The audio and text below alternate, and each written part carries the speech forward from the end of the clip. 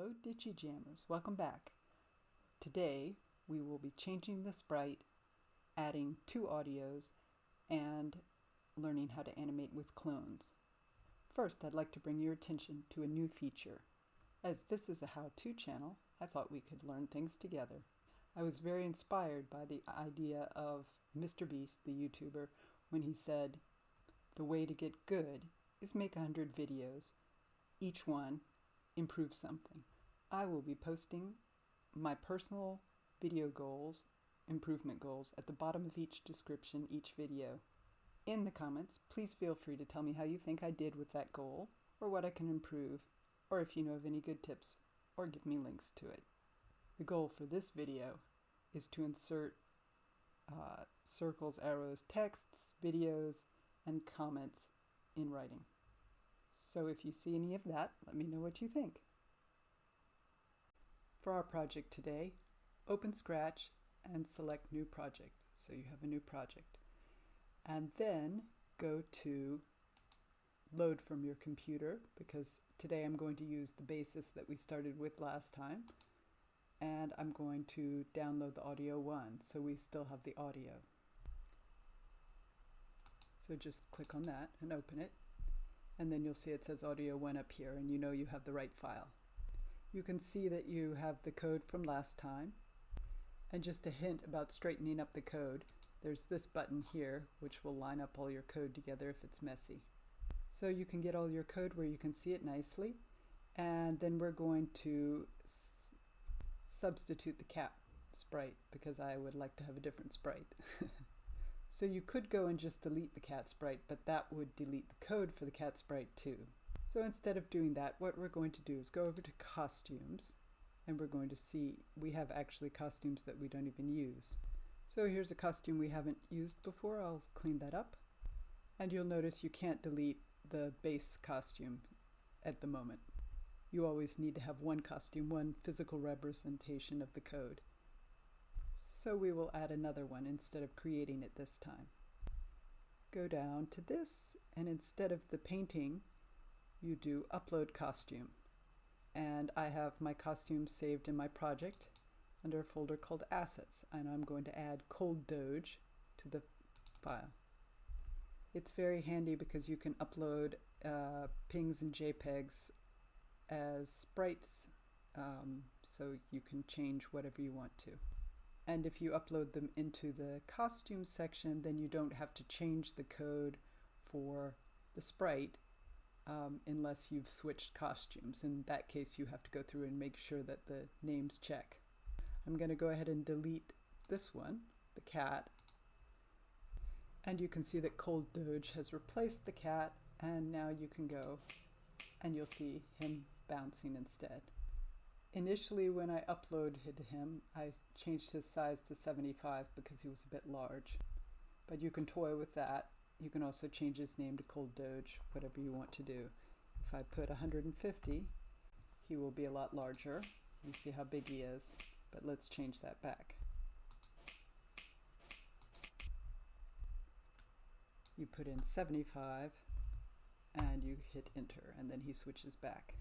You will have heard that he snapped, but I would like to also add some sounds. So go to the sprite sound section here. And first of all, we're going to clean this up a bit because it gets very confusing when you start having lots of code. Once you make sure you don't need something, you can delete it from your file. A good thing to do before you delete it is you can have an extra file where you put stuff you might need again. The only thing I really need at the moment is snap 3, and I want to keep the name, even though it's only one snap, because it's referred to as that in the code. So if I change the name, the code won't work.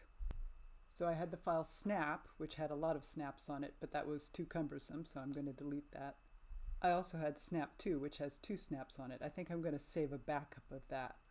I made a folder in my project file which has backups for things I might need again. Now I'm going to go in there. You take snap2, right click on it, export, and then you see my backup folder. So there's already snap2 in there, but you can save it in there. I can call it snap extra or something. And save. and then it's in there. That way, I'll delete it and then I'll show you how I can import it again. So there it's gone. And now if I say, oh dear, I need it back, upload sound, go into the backup, and snap to, for instance, and then it's back. So I'm going to delete it again since we don't need it.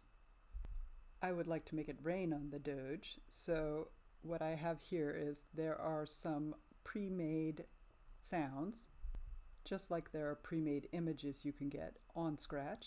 So I'm going to check out their sounds. You can either have a surprise, but I don't want that. I don't want to record it. I want to choose a sound. As you can see, there are tons of fun sounds here. You can listen to them. And you can spend a lot of time playing around with these. But there's also a search function, so you can type in rain, because I want to have it rain on him. And then you can hear it. That sounds good.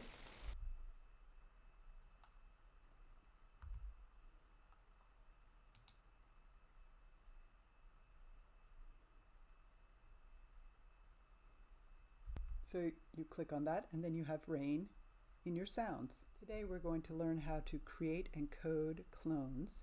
Clones allow us to take one main sprite and create a lot of copies, and we can control those copies separately from the main sprite. The other nice thing about these clones is that they are temporary sprites. They're just, you can create them and then destroy them, and they don't clog up your system. Now we're going to have fun with clones. We're going to make a new sprite and we're going to clone it. Go to create, paint a sprite. We're going to pick a circle, make the circle into an oval and make sure it's centered. Go over to the color and something nice and blue that isn't the same color as the blue background. Adjust the size, 60 might be good, and then hit enter. Now that you have your costume of the raindrop and you have the sound of rain, we're going to go to the code bar and make it sound like rain. Go to the events.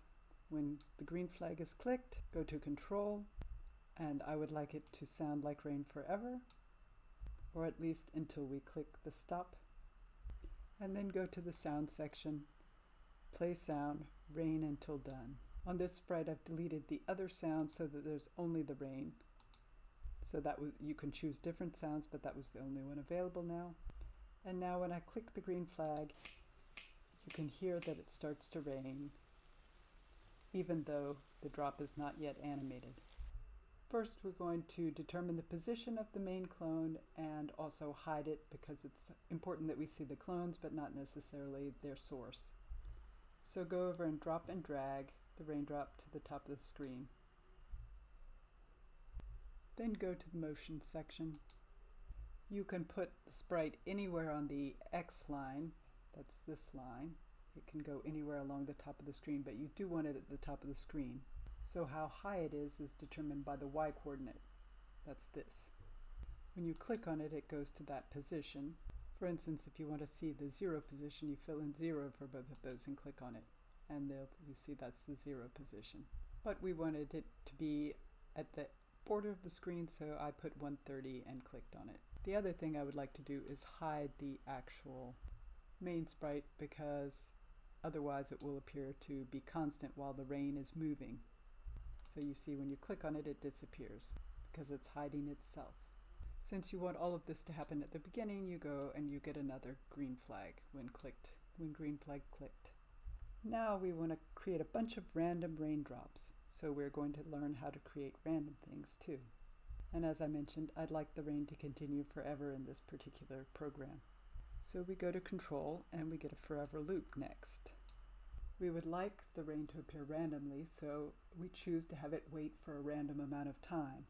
So under control, we can have it wait for 1 second, but I would like it to be random. I also don't want it to wait too long, so I'm going to pick a very small amount of random time between the appearance of raindrops. For this, we go to operators. You could pick random 1 to 10, but that will make the raindrops very slow. So I'm going to write in 0.001. 0, 1 to 0.1 and see how that goes. You can play around with it. I would like to have several raindrops, not too many but not too few. So I go to Control and then I pick a repeat loop. So I'm going to start with guessing around 60 raindrops. This will spit out 60 raindrops at a very close interval in time. I also don't want them all to appear at the same place, so I'm going to choose different places for them to appear. Once again, we are talking about clones here. In order to pick places for the clone to appear, we go again to Motion and go to. So we've said that we want it to appear always on the y equals 130, but we want the x to be random, and we want rain to appear all across the screen. There. In order to see where the borders of x are, we have a little trick. Go to Looks, find Show, do that, and we're going to get our operator, which is pick random.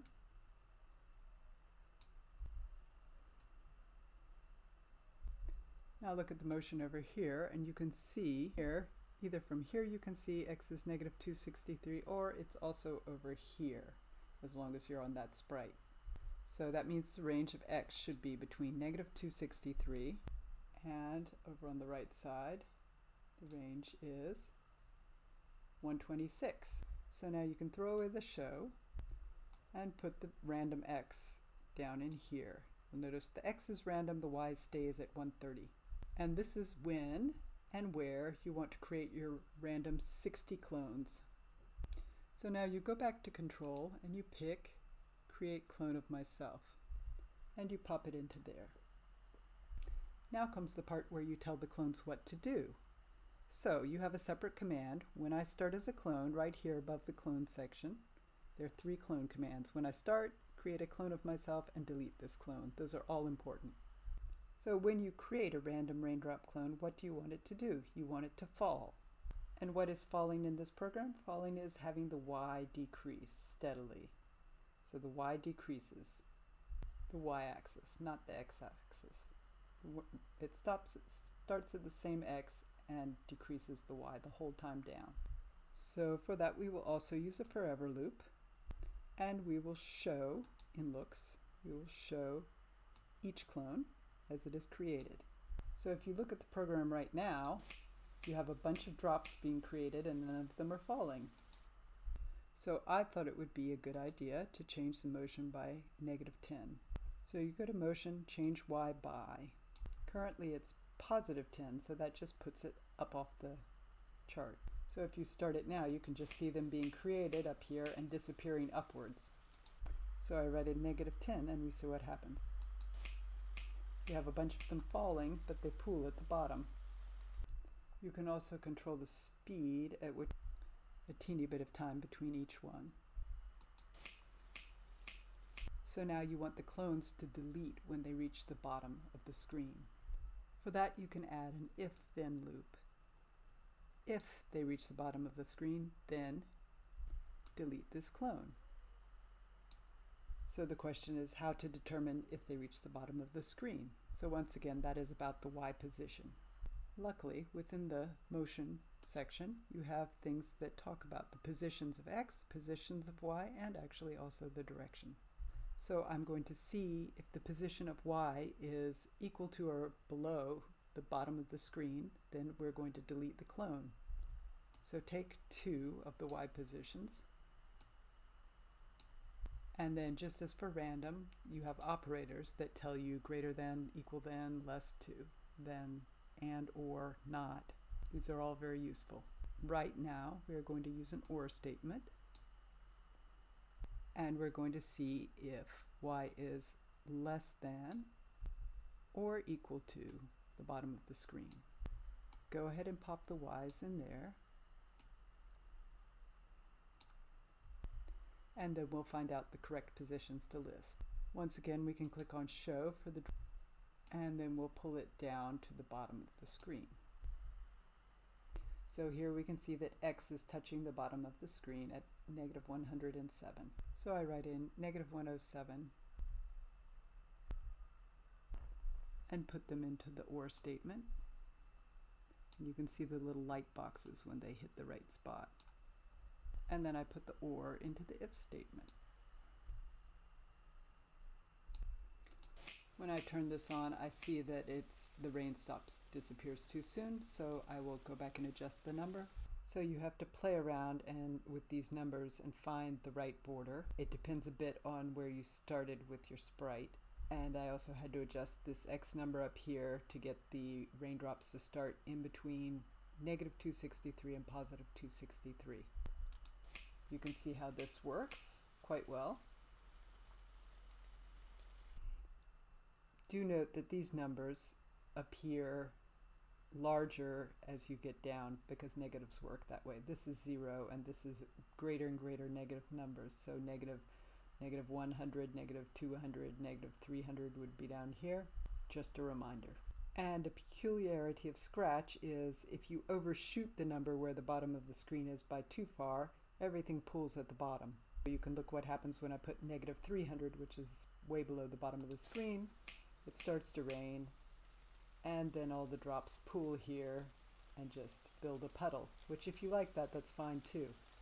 One other thing I enjoyed doing was I wanted some raindrops in front and behind Doge, so I did this.